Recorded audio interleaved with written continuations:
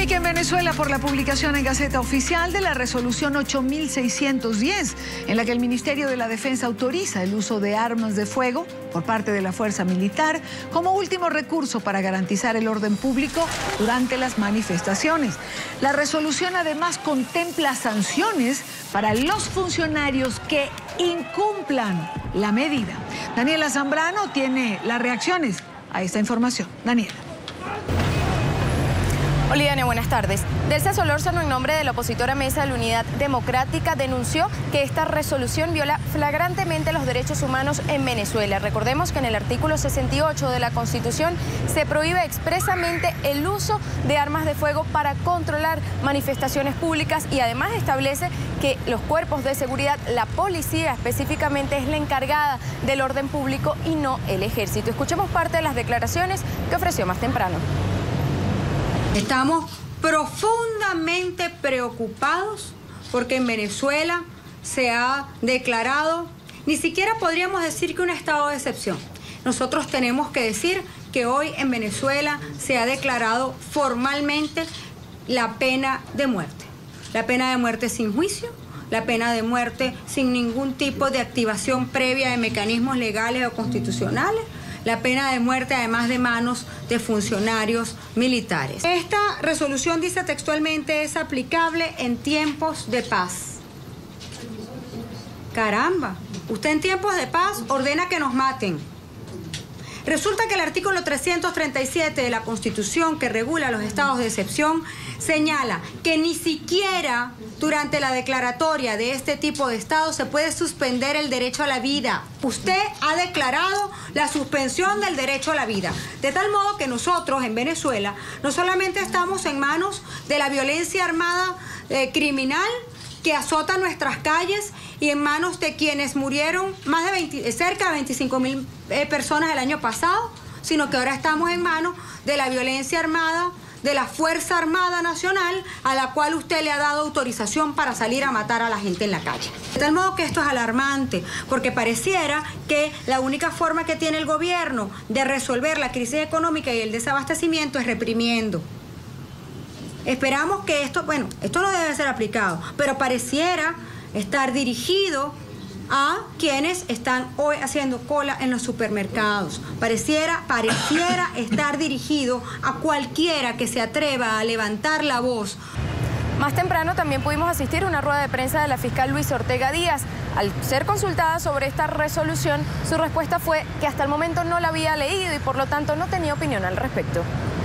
Bueno, respecto a la resolución, eso es lo que usted está diciendo. Nosotros vamos a revisar si es así o no. Una vez que revisemos, nosotros analizaremos el contenido, o sea, la letra de la resolución y daremos nuestra opinión. El próximo lunes la oposición acudirá al Tribunal Supremo de Justicia para solicitar que se declare la nulidad absoluta de esta resolución por considerarla inconstitucional. También acudirán a la OEA, a la Comisión Interamericana de Derechos Humanos y a la ONU para denunciar lo que consideran es una violación más a los derechos humanos en el país. Con esta información yo me despido, volvemos contigo a los estudios de la tarde. Gracias a Daniela Zambrano. Quiero saludar ahora a Gonzalo Jimiop, abogado, defensor de derechos humanos, miembro del Foro Penal Venezolano. Gonzalo, gracias por acompañarnos. Quisiéramos tener una opinión desde la visión de un defensor de derechos humanos de esta resolución que hoy emana del Ministerio de la Defensa. Sí, buenas tardes, Dania. Yo creo que esto hay que ponerlo en su contexto. En primer lugar, como jurista, tengo que afirmar que el hecho de que en un acto de control de una manifestación pública, nótese que estoy diciendo una manifestación pública, no una manifestación pública pacífica, ¿ok? Porque esto tiene unas consideraciones que hay que hacer aparte. En el control de una manifestación pública, cuando ésta se sale de su cauce y se torna violenta, no es ninguna novedad que existan normas que permitan el uso de armas de fuego, incluso de lo que se conoce desde el punto de vista criminalístico como la fuerza letal. De hecho, en nuestro país, en 1988, fue promulgado un reglamento también por el entonces Ministerio de la Defensa, que es el reglamento de los servicios de guarnición, que regulaba los momentos en los cuales el uso de esa fuerza letal podía ser utilizado. Con posterioridad, en el año de 2009, la ley sobre la Policía Nacional y la Policía Nacional Bolivariana también estableció algunos parámetros en los cuales en algunas circunstancias excepcionales se podía hacer uso de armas, incluso de fuerza letal, para el control de algunas situaciones muy específicas, muy puntuales. A lo que quiero llegar con esto es a la conclusión de que esto no es novedad, no es cierto que esto se esté sacando ahora debajo de la manga, como quizás en algún medio se ha querido hacer ver, ¿no?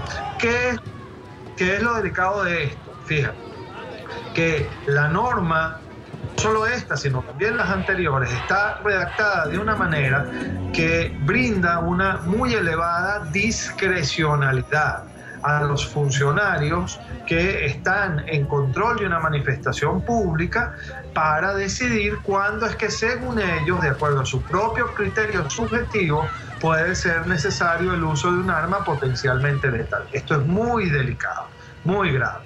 Lo otro delicado que tiene esta norma es que permite a cualquier componente de la Fuerza Armada Nacional, no solamente a la Guardia Nacional, que es la que por constitución tiene esta atribución, sino a todas las demás, a la aviación, al ejército y también a la marina, pero muy específicamente, que es lo que a mí más me preocupa, a las milicias bolivarianas, participar en funciones de control del orden público. Esto es muy delicado, porque las milicias bolivarianas son cuerpos inconstitucionales e irregulares, que definitivamente lo que han hecho hasta el día de hoy ha sido más daño que bien. Gonzalo, cuando uno escucha la explicación que usted nos está dando, uno se pregunta o tiene la inquietud, porque pareciera que esto es una resolución que se emite ante una circunstancia de guerra. Sí, pero no es novedoso. Mi punto es que no es novedoso. Lo que tenemos que discutir es si es constitucional o no, pero novedoso no es. ¿Qué es lo que dice la Constitución? Que es a lo que yo iba antes. La Constitución te dice muy claramente que en el control de una manifestación pública pacífica está prohibido el uso de armas de fuego. Eso está clarísimo. En ningún caso, ni esta resolución nueva ni las anteriores permiten el uso de armas de fuego potencialmente letales contra manifestantes pacíficos. Eso que nos quede absolutamente claro. El problema, Idania, y a las personas que nos están viendo en este momento, es que en nuestro país las leyes terminan siendo simples letras sobre papel que se interpretan de acuerdo a las conveniencias del gobierno de la manera que mejor le parece a quien le interesa procurarse impunidad sobre violaciones a los derechos humanos. Eso es lo que a mí me preocupa. Por ejemplo, en la misma norma, en la misma resolución hay cosas muy positivas. Te destaco una. Tenemos un artículo, el artículo 26, si mal no recuerdo, en este momento de esa misma resolución que acaba de ser promulgada, que habla de todos y cada uno de los derechos que tienen las personas que son detenidas o aprehendidas durante una manifestación, que por cierto, tampoco son novedad. Estaban ya previstos en la Constitución y en las leyes venezolanas. ¿Cuál es el problema con esas normas? Que no se cumplen, que no las quieren cumplir o las interpretan a su manera. Tenemos también una norma que nos dice que en el caso de una manifestación pública, pacífica, lo primero que se deben agotar son los mecanismos de resolución alternativa de conflictos y la mediación. Eso tampoco se cumple. Aquí de inmediato se arremete contra las personas y eso constituye una violación grave de los derechos fundamentales de las personas. El problema, Idania, no es la ley. El problema en sí mismo no es la ley. En ningún país del mundo se permite que una manifestación violenta con sujetos armados cumpla sus cometidos. Eso no se permite en ninguna parte. Pero ¿qué es lo que pasa? Que aquí lo que es pacífico y lo que es violento lo decide el poder. Y lo decide sobre la base de sus propias conveniencias, que no en base a criterios objetivos, a criterios jurídicos, a criterios de respeto a los derechos humanos. Eso es lo verdaderamente peligroso de estas normas. Ahora, Gonzalo, hay un concepto que no quisiera pasar por alto y que introduce esta resolución, que es el concepto de la violencia pasiva.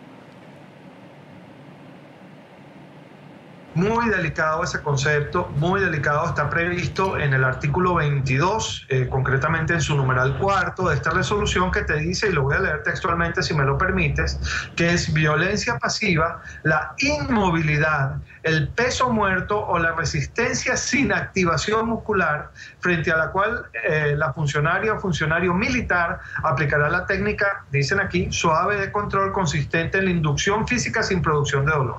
Lo que subyace detrás de esto es que para estas personas lo más pacífico que puede existir en una manifestación, que es la simple inmovilidad, es violencia.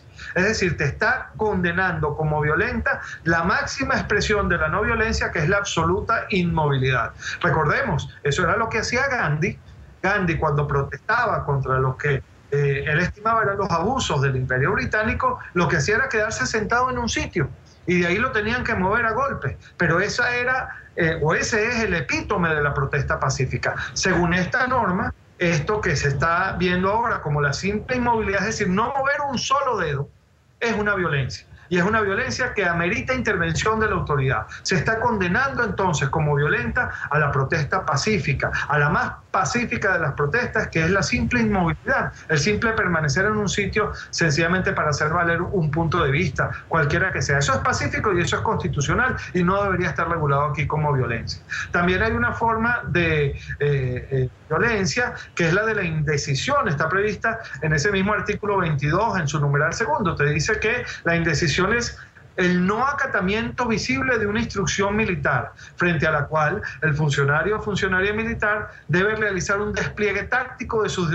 recursos disuasivos. ¿Y a punta de qué? ¿A cuenta de qué? Si yo sencillamente no estoy haciendo nada porque estoy evaluando si lo que me están pidiendo es válido o no, yo estoy siendo entonces un indeciso que amerita entonces un despliegue táctico de fuerza, en este caso militares. Eso es completamente absurdo. Lo que subyace aquí, Dani, es muy peligroso. Es darle a las fuerzas militares de la nación la potestad para el control de las manifestaciones públicas civiles, llegando incluso, pero hay que decirlo con honestidad y objetividad, en supuestos muy particulares y muy específicos, a la posibilidad de usar armas potencialmente letales contra personas que estén eventualmente participando en esas manifestaciones.